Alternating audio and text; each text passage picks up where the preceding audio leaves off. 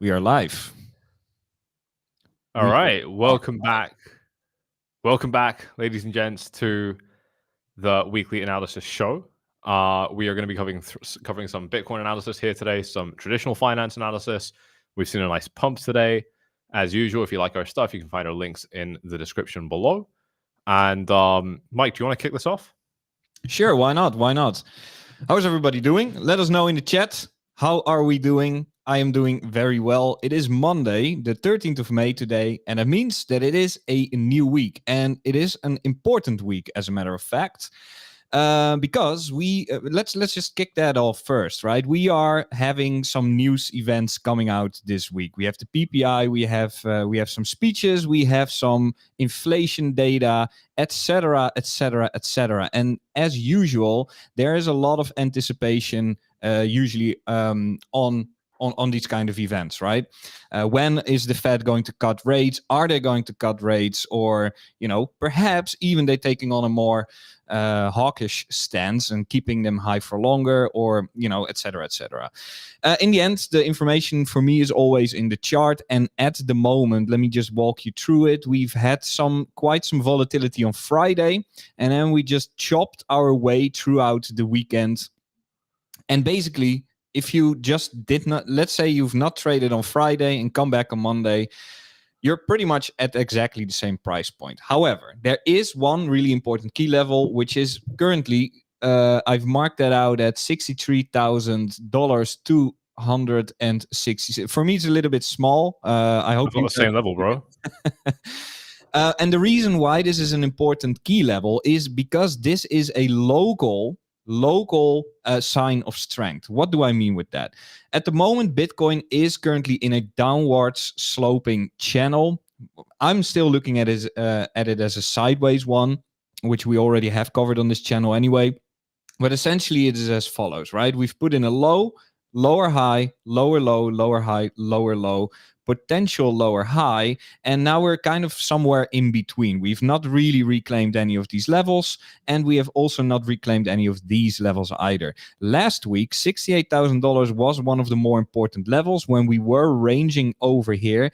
Now, for me, that level has come down towards that $66,000, honestly, because that is the latest high. And if we do so, if we manage to reclaim that level, right, then we have officially, for the first time since quite a while, we actually have a midterm time frame trend change. Now, if then on top of that, we also reclaim $68,000. That would, for me, confirm a full-blown macro, well, maybe not macro, but high time frame trend change, and then the probability becomes very high that the correction has ended.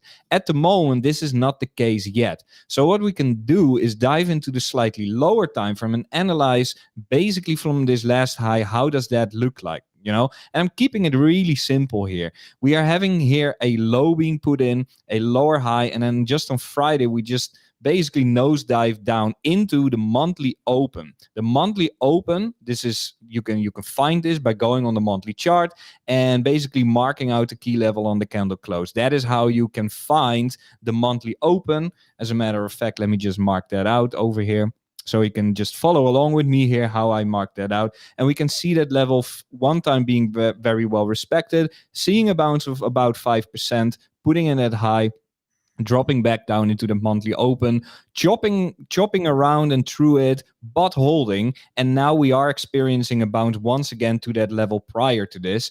Now, if we reclaim this level, and with reclaiming, I mean trading through it and backtesting this as support and holding that in a similar way as we've done on the monthly open, right? So you could say that we busted through the monthly open and backtested this, right? Just theoretically speaking, because at this point in time, we were not in May just yet, if I'm not mistaken. But that is how that looks like. And that increases the probability of us trading towards that $66,000 and eventually $68,000. So with this simple, it's not even technical analysis, it's just literally just price action studying.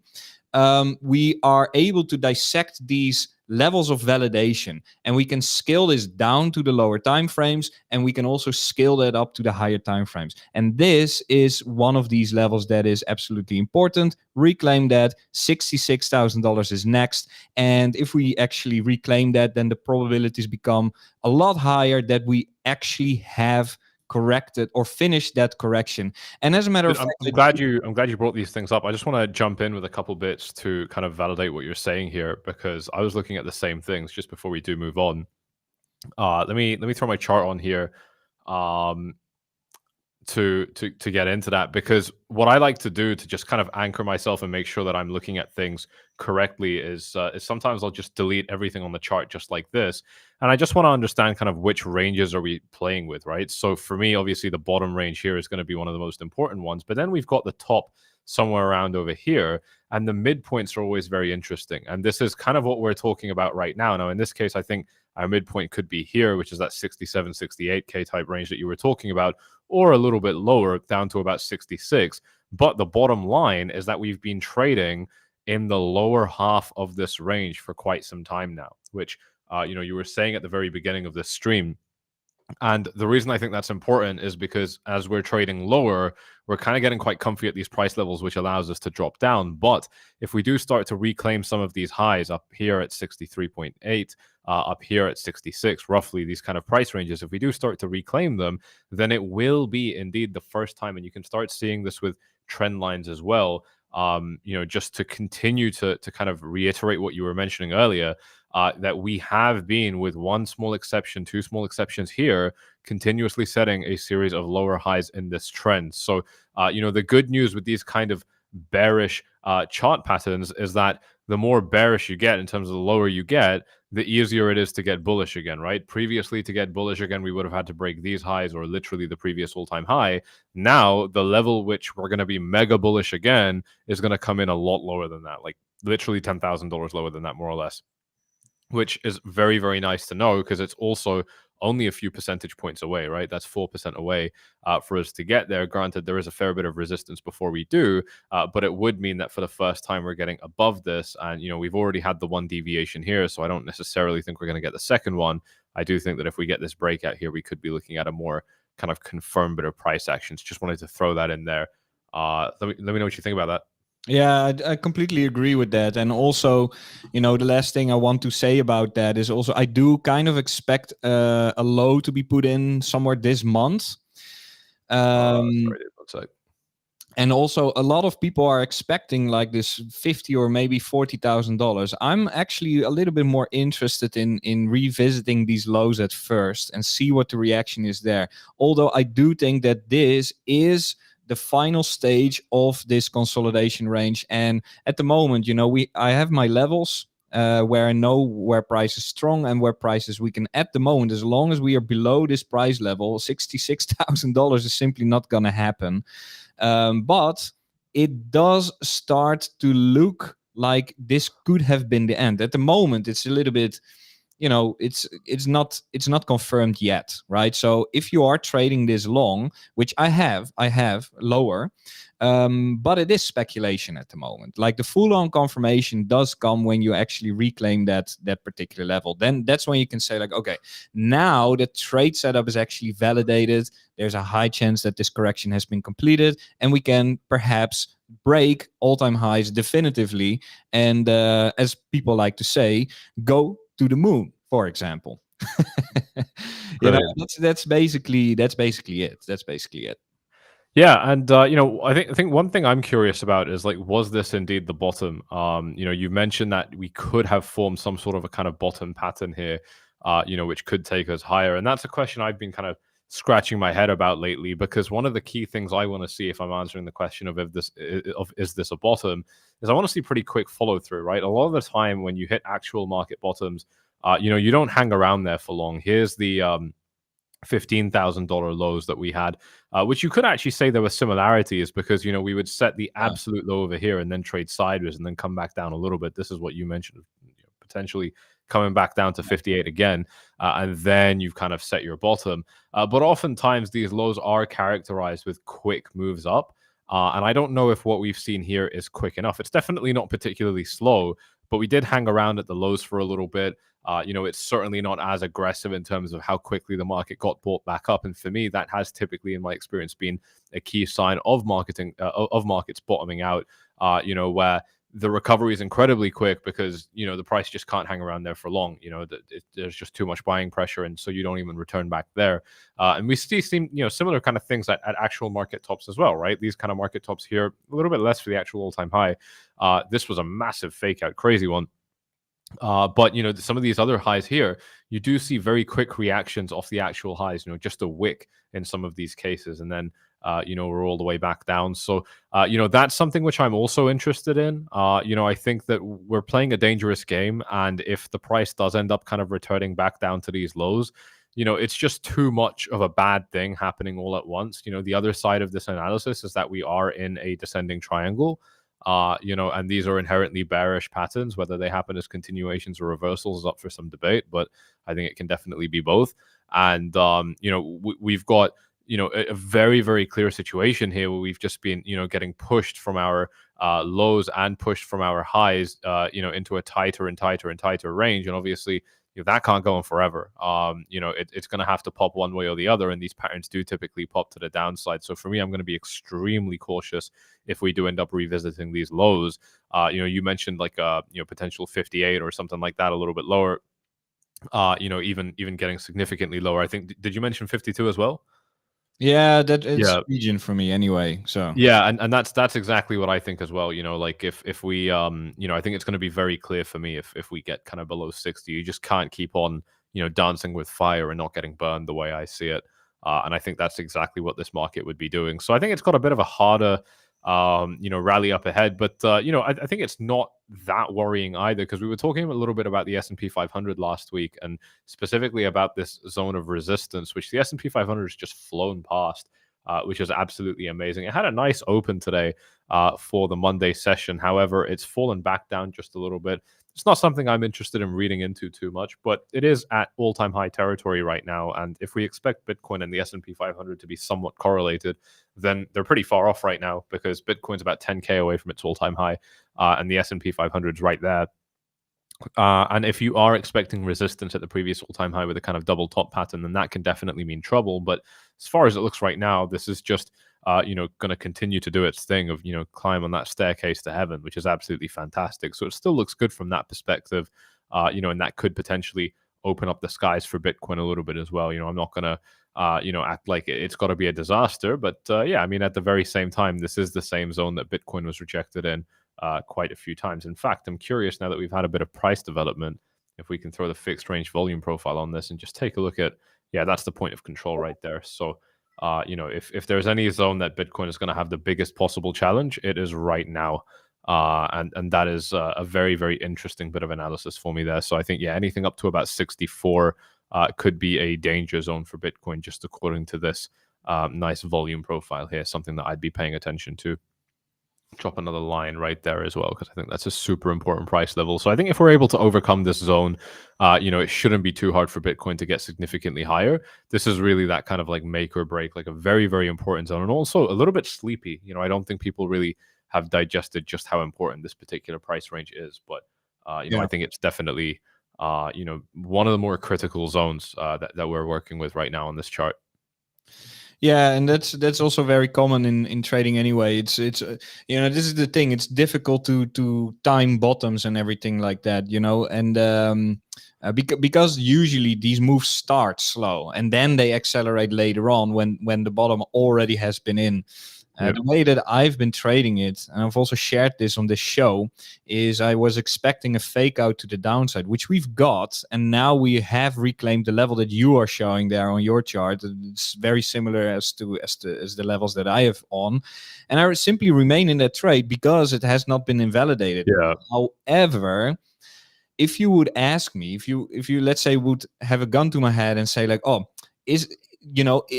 how does this low look like? I'm not a great fan of this low. So if we do lose this $61,000 or $60,000, the level that you have on, the monthly open essentially, It could definitely be a good scenario for me to start looking to add more into that position and revisit these lows, because it's not the best low ever, right? It's not the best low ever that I'm seeing here, and that's what I see in the order flow as well. Should we throw your chart up on just 1 sec?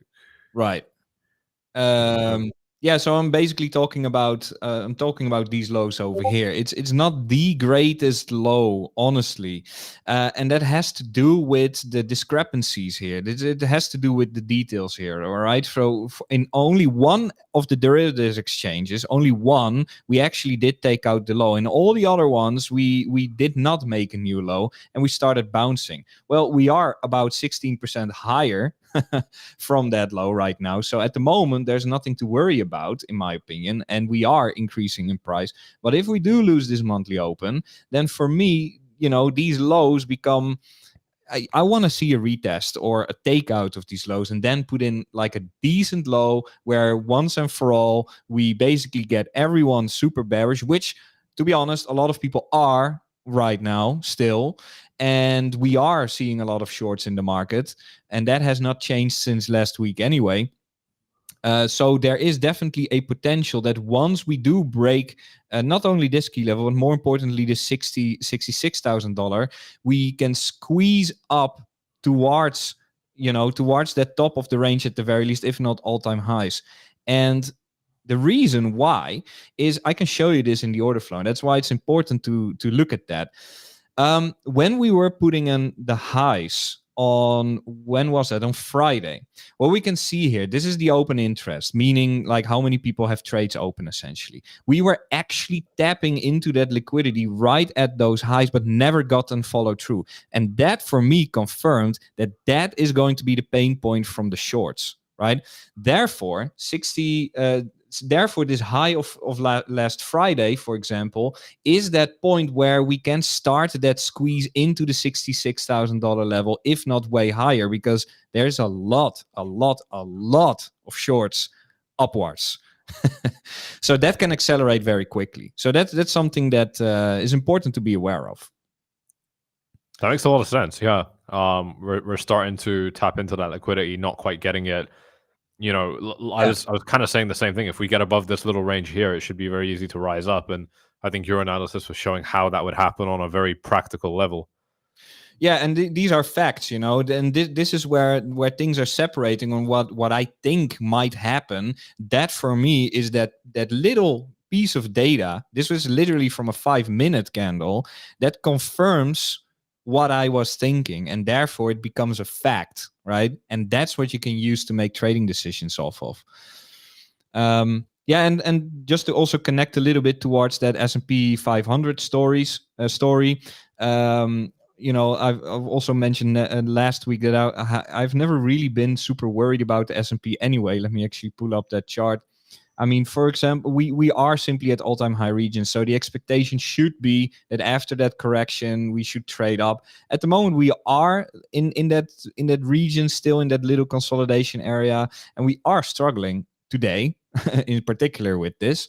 But yeah, in the end, we are in an uptrend, so that's why I'm not necessarily very worried about the S&P 500. I expect more upside, whether that is with a little bit of more chop right now and then later on in the week perhaps, or if, let's say, one occasion could be if we have that inflation data coming out on, when is that actually? On May 15th. That's Wednesday. Yeah, of course. It's always on a Wednesday. Yeah.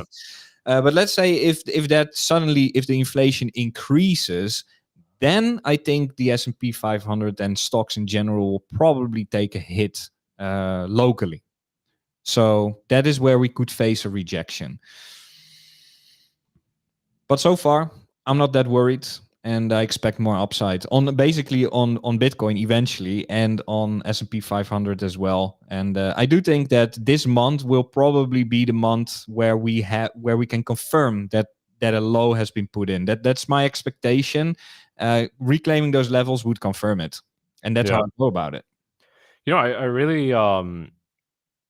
really like what we were saying a couple of minutes ago about the spiking up above this current range that we're in, would make it very easy to get significantly higher. And you showing that liquidity, and I'm just thinking off the back of that, we already grabbed the liquidity from this low on these wicks, but we haven't done these wicks yet. And it's Exactly. we always do both. So that looks pretty interesting from that particular perspective. Good spot. Yeah, but that's also more for a day trading level. If I'm totally honest, Right. It's more for day trading, because right now the most for day trading, we're basically trading between that monthly open and that key level that I pointed out, and that is those are currently the levels that are important. I can go much more into detail, but I'm doubting how useful that is, because we are at the end of at least my trading day. Yeah. So. No, that's totally cool. I just want to throw a couple indicators on here that I like to use. It's amazing that we haven't used any indicators so far in this live stream. I always talk about how if you need to use indicators to analyze markets, need is the key word, then it means that your core analysis skills are not good, and you need to work on that first. But now that we've done that for 20 minutes, I do want to take a look at what some of the key things that I like to look at are saying. I know that it's kind of like what I'm known for, using the Ichimoku cloud, but I absolutely love it. And we're still in this zone of support. Not a whole lot I would say off this, but don't fade it. It's been pretty useful throughout uptrends. You can fall right to the bottom or even slightly in, and you're going to get support a lot of the time. So definitely a cool indicator for me that I'm interested in continuing to watch. I think others, though, like momentum, for example, just not saying a whole lot. There's a bit of EMA resistance here, so there is some confluence with that point of control that I was talking about earlier. But I don't like the spread. I think the spread should be bigger. It has gotten a little bit bigger, in all fairness. So this could be interesting. It's kind of on the edge, but I think the fact that it lines up with our existing, red line from a little bit earlier, that does give me some confidence about, like this particular EMA ribbon. It also rejected the price before twice so far.